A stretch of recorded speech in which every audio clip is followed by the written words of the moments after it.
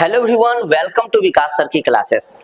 Dear students, आज के इस वीडियो में हम लोग जानने वाले हैं क्लास 11th का इंग्लिश और वो भी प्रोज सेक्शन। जी हाँ, प्रोज सेक्शन का चैप्टर 2 का संक्षिप्त क्वेश्चन और आंसर। जी हाँ, हम लोग प्रश्न और उत्तर जानने वाले हैं। इसके पीछे वाला वीडियो में हम लोग जाने थे पूरा ऑब्जेक्टिव्स, मतलब संपूर्ण जो है हम ऑब्जेक्टिव आपको दिए थे, वो भी किसका दिए थे?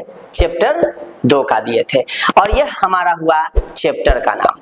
तो मेरे प्यारे भाइयों बहनों, ये चैप्टर का नाम हुआ और ये हमारे कौन है? उसके ऑथर मतलब लेखक है डॉक्टर राजेंद्र प्रसाद। कौन है जी? डॉक्टर राजेंद्र प्रसाद है।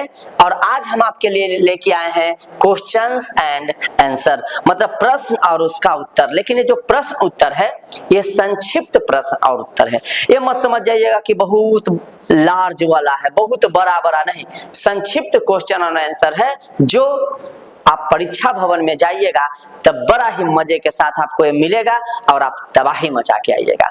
तो मेरे प्यारे भाइयों और बहनों, आपके समय को ज्यादा न व्यतीत करते हैं और सीधे चलते हैं अपने पॉइंट। तो मेरे प्यारे भाइयों और बहनों, यह रहा हमारा पहला प्रश्न। देखिए पहला प्रश्न क्या कर रहा है। पहला प्रश्न यहाँ कर रहा है कि व्हाई हैड पीपल गैदरेड इन नालंदा। मतलब जो है ये प्रश्न क्या अपना अर्थ दे रहा है, ये प्रश्न क्या कहने का कोशिश कर रहा है। सबसे पहले हम लोग इसको समझेंगे कि प्रश्न क्या कहने का बात कर रहा है, मतलब ये प्रश्न के जरिए हम क्या कहना चाहते हैं। तो समझिएगा, ये प्रश्न कह रहा है कि नालंदा में लोग जो है एकत्रित क्यों थे। नालंदा में जो है लोग एकत्रित क्यों थे? कहीं भी कोई व्यक्ति जाके एकत्रित क्यों हो जाएगा? क्या ऐसा मतलब वहां हो रहा था कि नालंदा में लोग एकत्रित हो गए थे? माने क्या बात था जो नालंदा में लोग एकत्रित थे? यही हमारा प्रश्न पूछा जा रहा है। मेरे प्यारे भाई बहनों, हम जब आपको प्रश्न पढ़ाए थे तो हम आपको बहुत ही अच्छे तरीके से बताए थे कि नालंदा में लोग एकत्रित क्यों हुआ, नालंदा में लोग एकत्रित क्यों हुआ। देखिए हम जो है आपको बहुत ही अच्छे तरह से यहाँ पे क्या किए हैं, इंग्लिश में इसका आंसर हम आपको दे चुके हैं। अब ये जो इंग्लिश में आंसर दिए हैं इसका मतलब हम आपको समझाते हैं कि ये अपना अर्थ क्या कर रहा है। जो यहाँ से यहाँ तक हम इस तरह से लिखे हैं, ये जो है अर्थ क्या कर रहा है, समझिएगा क्या कर रहा है। People had gathered in Nalanda, मतलब जो है लोग नालंदा में क्या थे?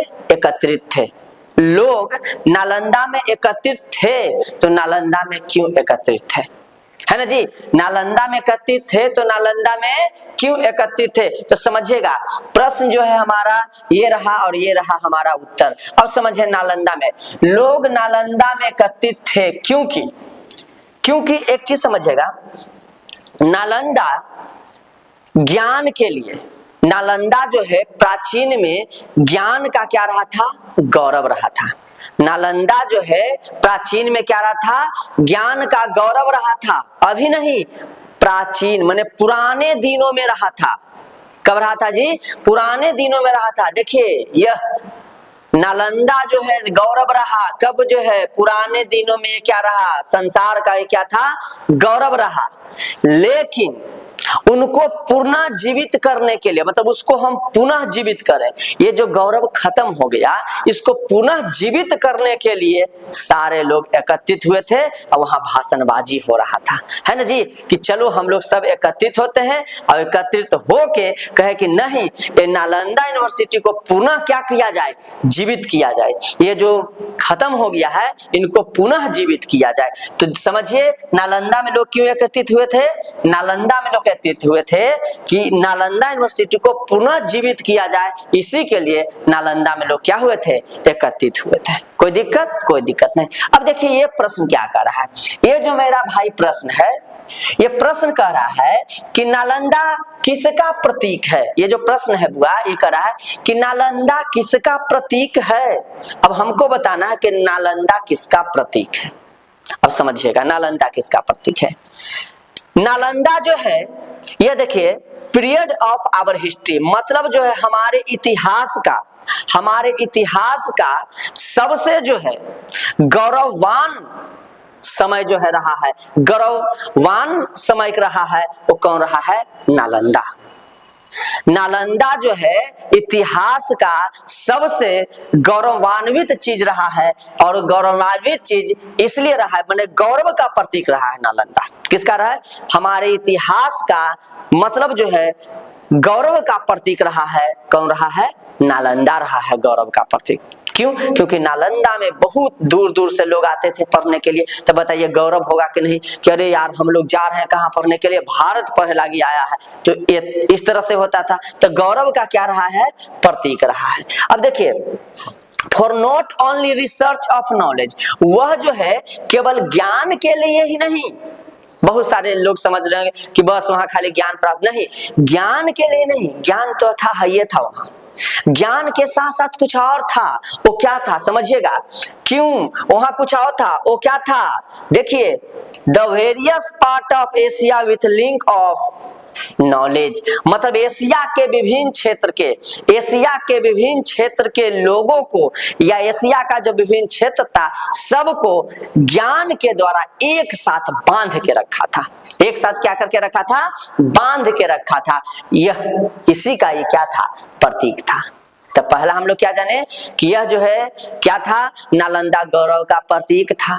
उसके बाद एशिया के विभिन्न क्षेत्र को अपने ज्ञान के द्वारा ये क्या करके रखा था? बांध के रखा था। सारे लोग इससे बंधे हुए थे। यही हमारा क्या है? ये समझ में आ गया? इसको आप लोग स्क्रीनशॉट मार ले सकते हैं। अब चलिए मेरे प्यारे भाई अगले पे चलते हैं। देखिए हमारा यह तीसरा प्रश्न देखिए कहता है, प्रश्न कहता है कि नालंदा से जो है माने महान धार्मिक गुरु, माने कौन ऐसे महान धार्मिक गुरु हैं जो नालंदा से संबंधित है? कौन ऐसे महान गुरु हैं, माने धार्मिक ऐसे गुरु हैं जो नालंदा से संबंधित हैं, नालंदा से उनका संबंध है, संबंधित है। ये हमको बताना है मेरे प्यारे भाइयों और बहनों। अब समझिएगा, यहाँ बड़ा ही सुंदर तरीके से हम आपको लिख दिए हैं। देखिए तारानाथ, क्या लिखे यहाँ? तारानाथ। तो नालंदा से जो है संबंधित, नालंदा से संबंधित जो महान धार्मिक गुरु थे, जो महान धार्मिक गुरु थे वो कौन थे? हमारे तारानाथ थे। कौन थे? तारानाथ। तो हम लोग मार लेंगे कि महान धार्मिक गुरु कौन जी नालंदा से संबंधित? तारानाथ मार लेंगे। हमारा ये आंसर हो जाएगा यहाँ पे। ये आप लोग बहुत ही अच्छे तरीके से इसको क्या कीजिएगा? लिख लीजिएगा मेरे प्यारे भाइयों और बहनों। अगला देखिए, यह प्रश्न क्या कहने का प्रयास कर रहा है? ये कहने का प्रयास कर रहा है कि जो हमारा यूनिवर्सिटी था, जो हमारा विश्वविद्यालय था, वो किसके समय में समृद्धि विकास किया, मतलब बहुत ज्यादा विकास किया, मैंने बहुत आगे बढ़ा। किसके काल में बढ़ा? हमको ये बताना है कि कौन काल में बढ़ा। जब हम आपको चैप्टर पढ़ा रहे थे, तो चैप्टर में बहुत ही अच्छे तरीके से हम आपको बताए थे कि किसके काल में आगे बढ़ा। और देखिए यहाँ आंसर में भी हम आपको दे चुके हैं। किसके काल में बउआ? देखिए गुप्त काल में। किस काल में? गुप्त काल में जो है नालंदा, गुप्त काल में नालंदा जो है समृद्धि विकास कर चुका था। माने समृद्ध, बहुत अच्छा खासा विकास, न विख्यात हो चुका था, नाम पूरा कमा लिया था। किस काल में? गुप्त काल में। हम लोग इसका आंसर मारेंगे किस काल में? गुप्त काल में मारेंगे। चलिए अब अगले पे चलते हैं। देखिए बुआ अगला यह कहता है, how long did Lord Mahavir live in Nalanda. मतलब ये प्रश्न देखिए क्या कर रहा है कि भगवान महावीर जो है वो नालंदा में कब तक रहे, कितने दिनों तक रहे थे? भगवान महावीर नालंदा में कितने दिनों तक रहे थे? तो समझिएगा, भगवान महावीर जो है नालंदा में कितने दिनों तक रहे? देखिए हम आपको लिखे कितने दिनों तक रहे थे जी? 14 ईयर्स, मतलब 14 वर्ष तक भगवान महावीर कहाँ रहे थे? नालंदा में रहे थे। कब तक रहे थे? 14 वर्षों तक रहे थे। याद कीजिएगा कि 14 वर्षों तक कहाँ रहे थे? नालंदा में अपना जीवन यापन सब चीज कर रहे थे। कौन? भगवान महावीर। समझ में आ रहा है ना? अगला प्रश्न देखिएगा, यह नीचे वाला प्रश्न देखिए। यह देखिए, यह प्रश्न कर रहा था कि लेपा कौन था? देखिए लेपा कौन था? और लेपा जो है यह भगवान बुद्ध के लिए क्या किया था? लेपा कौन था और लेपा भगवान बुद्ध के लिए क्या किया था? इसका आंसर हमको बताना है। और इसका आंसर हम बहुत ही अच्छे तरीके से आपको समझाए थे जब हम चैप्टर को पढ़ा रहे थे, और आज भी हम आपको बताएंगे कि लेपा कौन था और लेपा भगवान बुद्ध के लिए, महात्मा बुद्ध के लिए क्या किया, समझिएगा। लेपा जो था मेरे प्यारे भाई, लेपा नालंदा का एक बहुत ही धनी नागरिक था। देखिए, लेपा जो है नालंदा का एक क्या था, बहुत ही धनी क्या था, नागरिक था। धनी नागरिक मतलब समझते हैं ना जी, पूरा धन दौलत से मजबूत, उसी को हम लोग क्या बोलते हैं, धनी नागरिक। तो लेपा नालंदा का एक धनी नागरिक था, मैंने पैसा कौड़ी से पूरा मजबूत था, धनी नागरिक था। ही वेलकम्ड लॉर्ड बुद्धा, मतलब भगवान का जो है, बुद्ध भगवान का वेलकम किया, कौची से, धन संपत्ति ये सब से उनका बहुत ही अच्छा से स्वागत किया, पूरा धन संपत्ति से उनका क्या किया, स्वागत किया। और उसके बाद स्वागत करने के बाद वो उनका शिष्य बन गया, उनका क्या बन गया, शिष्य बन गया। तो हम इसका आंसर बोलेंगे कि ये जो है एक नालंदा का क्या था, धनी नागरिक था। वह महात्मा बुद्ध को, वह किसको, महात्मा बुद्ध को क्या काम किया था, महात्मा बुद्ध को अपने धन संपत्ति से एकदम स्वागत किया, और स्वागत करने के बाद उनका क्या बन गया था, शिष्य बन गया था, उनका चेला बन गया था कि हम आप ही के शरण में रहेंगे गुरुजी, हम आपको छोड़ के कहीं नहीं जाएंगे। वही यहाँ लेपा की बात हुई है मेरे प्यारे भाई बहनों, इसको भी आप लोग स्क्रीनशॉट मार के बहुत अच्छे तरीके से लिख लीजिएगा, ठीक है। अब चलते हैं हम लोग अगले प्रश्न पे। अगला प्रश्न हमारा देखिए क्या कर रहा है बउआ, देखिए यह प्रश्न देखिएगा। इस प्रश्न को यहाँ बोलता है हु वाज फाहियान, फाहियान कौन था, When did he visit Nalanda, Nalanda जो है कब वो विजिट किया था, फाहियान कौन था और नालंदा कब विजिट किया था, इसको हमको लिखना है। समझिए, ये जो था बउआ, ये क्या था, ये चीनी जो है तीर्थयात्री था। ये क्या था, चीनी तीर्थयात्री जो चीन से आया था। क्या था, चीनी तीर्थयात्री था। ये जो था ये चीनी तीर्थयात्री था, और कहां से आया था, देखिए चीन से आया था। कहां से आया था, चीन से आया था। और यह जो है नालंदा को विजिट किया था, किस सेंचुरी में किया था, देखिए वहां लिखा गया है चौथी शताब्दी में नालंदा का क्या किया था, यात्रा किया था। याद हो गया, ये कौन था, ये चीनी यात्री था, और चौथी शताब्दी में नालंदा का क्या किया था, यात्रा किया था। कोई दिक्कत, कोई दिक्कत नहीं। अगले प्रश्न पे चलिए। अगला प्रश्न देखिएगा बउआ हमारा क्या कर रहा है। अगला प्रश्न यहाँ पे है, अगला प्रश्न करता है यह हिंसोंग विजिट इंडिया। उसके बाद यहाँ करा कि हिंसोंग जो विजिट इंडिया जो है कब किया, ये कब किया था। और उसके बाद देखिए यहाँ कह रहा है, यह प्रश्न को देखिए कि जातक कहानी में से मैंने वो क्या मतलब प्रदर्शित किया था, जातक कहानी में वो क्या ऐसा चीज बोल दिया था जो हम लोग को बहुत ये होता है। समझिएगा मेरे प्यारे भाइयों, इसको बहुत ही अच्छे तरीके से हम आपको बताते हैं।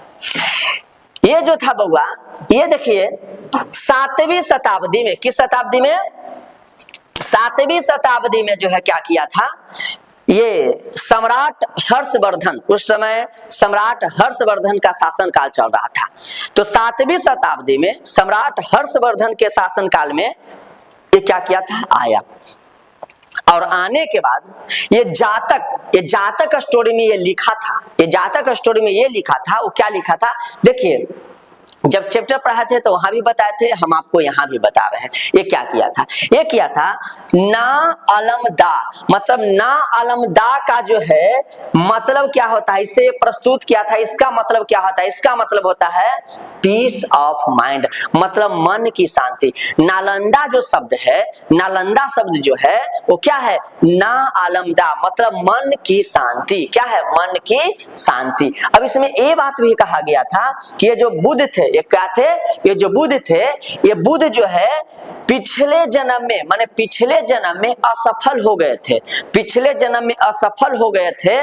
उसके बाद जो है पूर्ण जन्म लेके क्या हुए थे, सफल हुए थे। तो ना अलमदा का मतलब हो गया मन की शांति। और ये बुद्ध जो थे पिछले जन्म में क्या हो गए थे, असफल हो गए थे, सफल नहीं हो पाए थे, ज्ञान इनको प्राप्त नहीं हुआ था, मन को शांति नहीं मिला था। यही है ना अलमदा, इसका मतलब होता है मन की शांति। यही जो है इस बुक में, ये जो किताब था बुआ, इसमें यही का क्या किया था, उल्लेख किए थे, यही क्या किए थे, बताए थे। कोई दिक्कत नहीं, इसको भी हम लोग बहुत ही अच्छे तरीके से लिख लेंगे, आप लोग इसको लिख लीजिएगा। अब जो है मेरे प्यारे भाई, हम चलते हैं अगले प्रश्न पे। अब देखिए हमारा अगला प्रश्न देखिए क्या कर रहा, अगला प्रश्न क्या कर रहा है, इसमें देखिए हम आपको बता चुके थे, ये तो हाँ ये पूरा हो चुका था।